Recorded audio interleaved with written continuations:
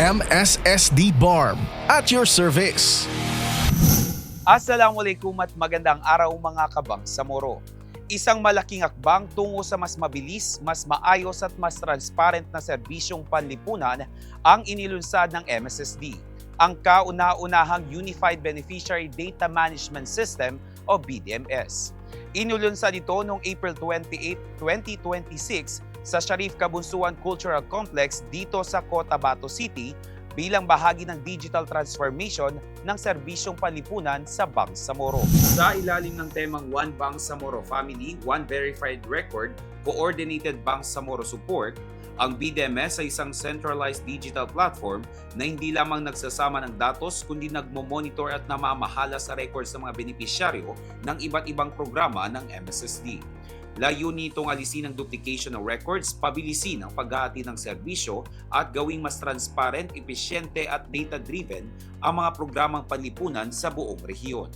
Ayon kay Planning and Development Division Chief Jamal M. Ali, makatutulong ang sistemang ito sa mas mabilis na koordinasyon ng mga opisina, mas tumpak na pagbuo ng mga programa at mas malinaw na pagsubaybay sa paggamit ng pondo ng pamahalaan. BDMS is not just a system launch. It is a statement of intent that MSSD and the Bangsamoro government are committed to serving our people with professionalism, transparency, and intelligence they deserve.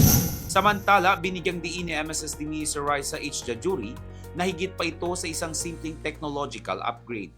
Aniya, hindi lang ito sistema. Ito ay tugon sa matagal ng hinaing ng ating komunidad para sa mas maayos, patas at organisadong serbisyo. Nagpasalamat din ang MSSD sa UNICEF at Australian government sa Pilipinas para sa kanilang mahalagang suporta sa pagbuo ng sistemang ito. Kasabay ng paglulunsad, tumanggap ng bagong laptops ang 12 Municipal Social Welfare Officer ng Maguindanao del Norte mula sa MSSD at UNOV Subatra program upang mas mapabilis ang pagproseso at pag-update ng mga datos ng mga benepisyaryo. Ang mga social work na ito ang mga frontline ng serbisyo kaya inaasahang mas mapapalakas pa ang kanilang kakayahan sa paggamit ng digital system. Sa kabuuan, ang BDMS ay inaasahang magiging susi sa mas inklusibo, epesyente at makatarungang paghahati ng serbisyong panlipunan para sa bawat Bangsamoro.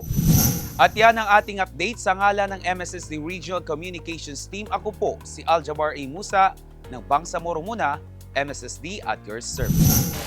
MSSD para sa Bangsamoro.